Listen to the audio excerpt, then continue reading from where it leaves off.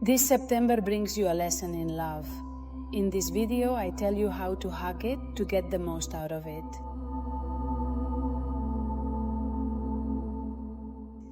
Hello, how are you? I am Marsa Carbonell. I am a professional channeler, and in this video I want to tell you the energies that will accompany us in September 2025. It turns out that the beings of light tell us the energies that come to us from Mother Earth, also that they come to us from the cosmos, the stars, the galaxies, and also the energy that we emanate as human beings, as communities, the ecosystems themselves.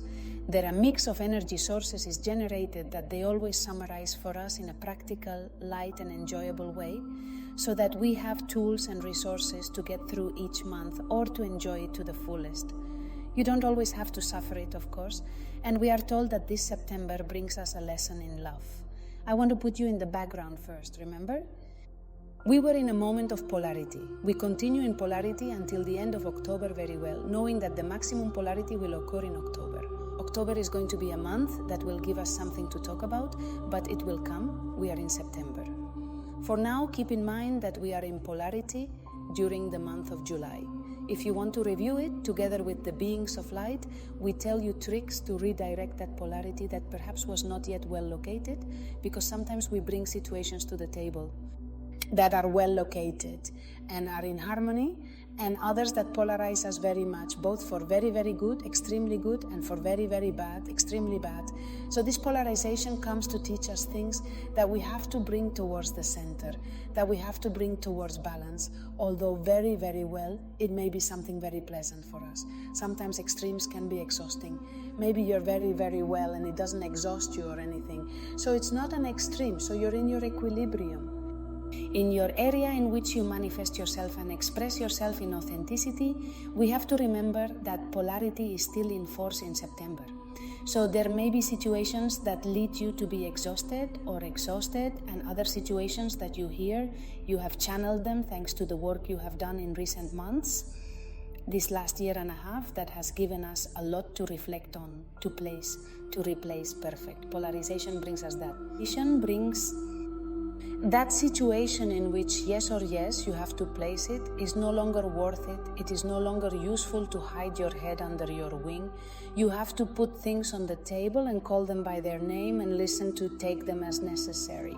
And that polarity sometimes, although they are annoying precisely because of how annoying they are, lead us to be perhaps more resolute. It's not the strategy with which life accompanies us now, is it? So you have to keep it in mind. Maybe there are still things where you feel you're polarized or polarized. If so, I invite you to go to the video of the month of July. Now we are going to focus on that novelty that the beings of light tell us, a lesson of love, a lesson of love. Let's recapitulate. What does a lesson of love mean? Well, first of all, love. There are many types. We have a romantic love, but also a love that can be family. A love that can be to friendship, a love that can be to nature, to your own purpose, a love of yourself, your own unconditional love, a love that can be to the universe, to the processes, to the cosmos. There are loves of many types, all the definitions that love can embrace. That's what a love lesson means. That's what it brings us. And be careful, is a love lesson a good thing or not? It does not have an exact definition of how you are going to live it. If I can tell you that a well understood and integrated lesson is going to bring you something very, very good for next year. So we are kind of preparing the planting a little. We are preparing the ground for the planting that we are going to generate next year. The year 2026 is going to be one year in which we are going to be repeating the word love a lot. The energies and lessons of love are going to be up to date, so the previous works are going to be very, very good and very interesting to be able to experience love from a fluffy, healthy, balanced place, and where it is really enjoyable, right? Because at the end of the day, vibrating in love is one of the greatest gifts we can experience as human beings, with all of our emotions and all of our fantastic things we have in this body in the 3D. That's it, a lesson in love. It's learning. Where will learning come from? Well, it depends on your history, the context in which you find yourself, the openness you show in the face of this. So I can't tell you the same whether it's a love lesson that makes you shed tears from sadness or that makes you shed tears from maximum fullness. I don't know from where, neither you nor me nor the others are going to do it, but yes. That the month of September brings us a lesson in love. Now, the beings of the laws are going to give us some advice so that we can vibrate it as best as possible. All right, but there's more. September seems to be juicy. At the end of September, we begin a stage that will also accompany us throughout the month of October with respect to our ancestors. The ancestral energy, as you well know, for October 31, November went, not for all the saints, for all these dates, so intense. The energy of the ancestors is revived at the end of September. We are already going to be feeling it, and the beings of light remind us that this month of October is going to be intense, with strong lessons, with a maximum of polarity. They are going to mobilize us in the month of October, so we have to keep in mind that at the end of September there is a new card that is put into play, which is the card of the ancestors. How much help can they be at times like this? So let's go there. Let's see the advice they give us one by one. And so, in practical terms, as we embrace the month of September so that it is an enjoyment, let's go there. The first advice that beings of light give us is open your heart. How? How am I supposed to do that? Well, I think there are so many ways to open the heart. You can go from searching YouTube for a guided meditation to open your heart, to reading jokes on Google and getting your fill of laughing. How do we open the heart? Well, normally when we relax, when we let go, when we are in the present. Oh, when do we make these sighs? In things like this, our heart opens, other chakras also open, of course, and our internal systems are extended, not our organs and all this. But opening the heart can happen in many ways. What is the way that suits you best? I'm going to give you some examples. They are not the only ones, nor of course do you have to use these specifically. But for example, the intention is very useful to me. The intention to open the heart, I close my eyes, I take a deep breath, and I open my heart like someone who moves a finger on a hand or takes a step, right? You don't have to do anything specific, you just mark the intention and the leg moves, it's quite a bit. From the unconscious, you close your eyes, you take a deep breath, maybe sometimes I take root there, but it's already my thing because I normally have little root and I open the heart and it expands, that's it. It's a very good way. There will be days when this may not work for me because like everyone else, I am a little more obsessed with a specific issue. And here I tell you other tools that may be useful to you, for example, recalling memories that have greatly expanded me. The heart can be from the moment my children were born. There is one that I use a lot, right? When I was a young girl at Cape Cod in front of the sea, and I cried like a muffin, and I didn't understand why I was crying. Anyway, I still didn't understand many things there, but if I could feel, I used that memory because I feel that there I had a great opening of my heart. What memories do you have that they opened your heart and led you to tears of love? Use that memory, live it, breathe it, and you will see how your heart opens. Memories are powerful. What else? Well, as I told you before, some good laughs, whether because you joked about them on Google or because you meet a good friend and do an activity that makes you smile, that makes you feel good, that can serve you the most. A walk in nature. If you can be barefoot essential oils, Bach flowers can best serve you, which is what suits you well. Use it. Keep in mind that opening the heart is usually very pleasant, but it may not be. What time are you? Because your heart is still hardened if it's not, but if it is, why? Because he wants to protect you. Something of sadness, right? Or anger. Anger and sadness, you already know, go hand in hand. Normally anger is a sadness because it is insisted and comes out like this, more abrupt than sometimes to open the heart. The beings of light tell us that one of the things that goes best is precisely nostalgia, remembering what made us sad or what we do not want to see. all in its proper measure. But consider this possibility. If it suits you, use common sense, use your intuition. What else can help you? Hey, release the rage. Maybe your heart is insistent because it's enduring an emotion there that's squeezing it. Hey, grab a cushion, put it in your mouth, give a good scream or shake it, or look, sacrifice a dish you don't like and break it. Pam releases the anger if it's there. She may not be, but if she is, free her. That will also help open your heart. Opening the heart is not always flower petals and wild meadows. No, sometimes they have a phase, they have a stage that scratches, they have a period in which you have to cry in sadness or scream in anger if your heart asks you. September is the best month, whatever you do now. You will save it for the future and rest assured that it comes easier now than it will come later. Later they are going to put the lessons of love here, Pam, in front, in the nose, in the face, and when this happens there will be no turning back. It will come rushing like a tsunami. No, so better everything you can release now. Look, you are not doing all this to please anyone, not the Archangel Michael, not Mother Mary, not any being of light. You do it for yourself. You sow for yourself, then everything you can open your heart better than better during the month of September, and obviously all life. I hope these tricks help you. You have more tricks that help you open your heart. Please leave it in the comments. I will love reading them. These are perhaps the ones I use the most, but they are far from the only ones. It is that opening the heart is part of life, of breathing, of being good at experiencing this energy. 3D. Okay, so get carried away, watch, read the comments if you want more ideas. I'm sure many super interesting proposals have already been written there, and go ahead and let's open our hearts to it.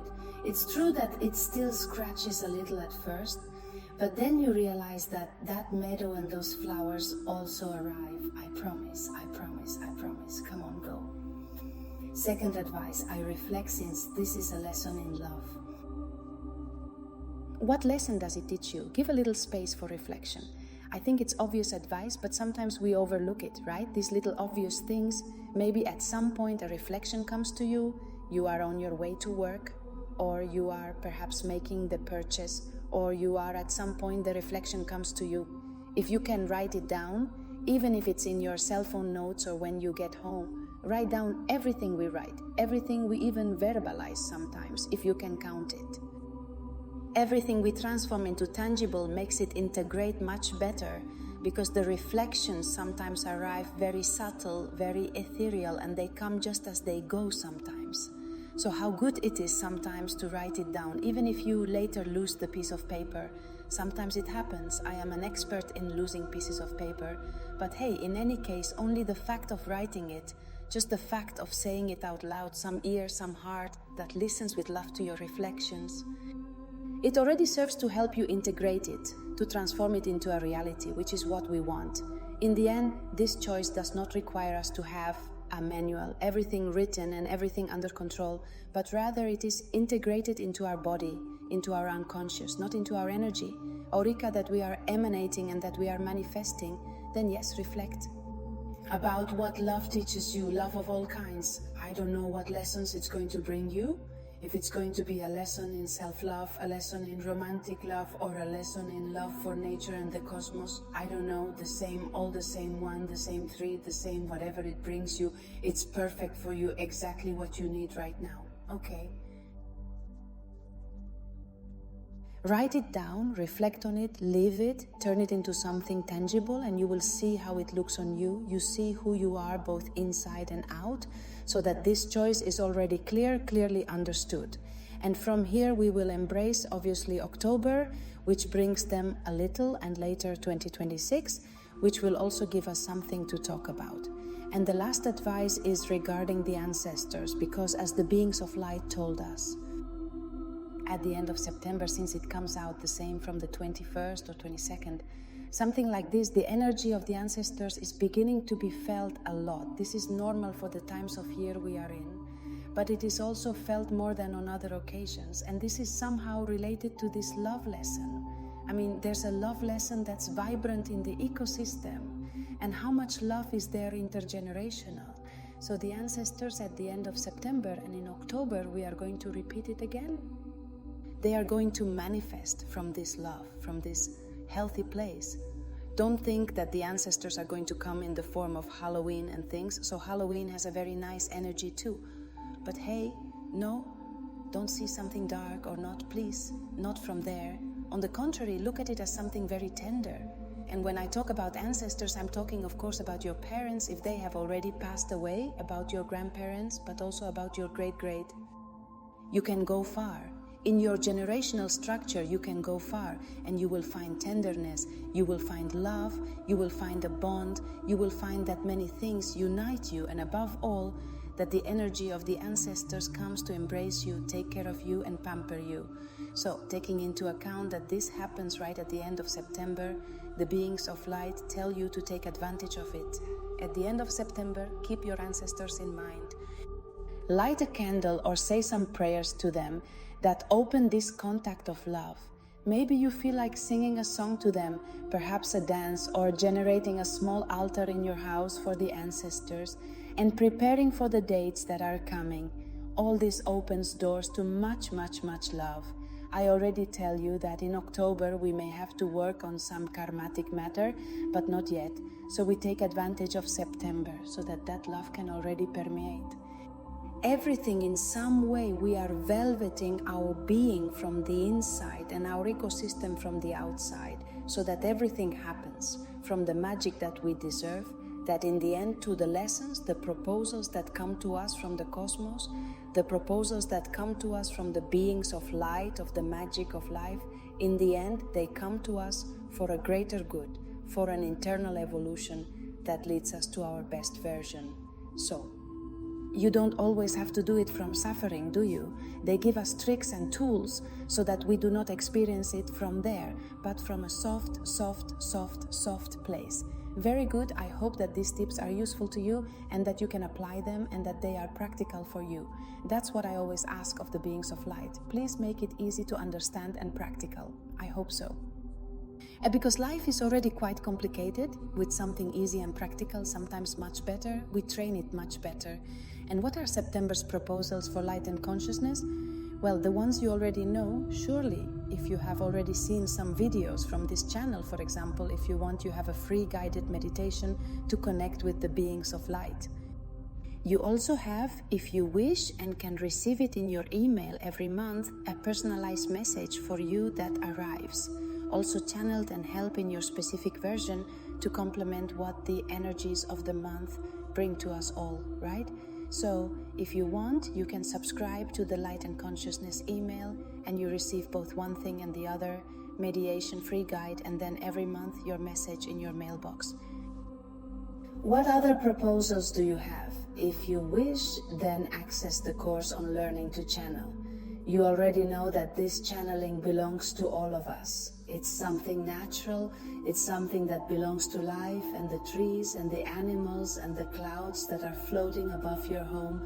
All of this is full of awareness and has messages for you if it's great to realize the network we really are.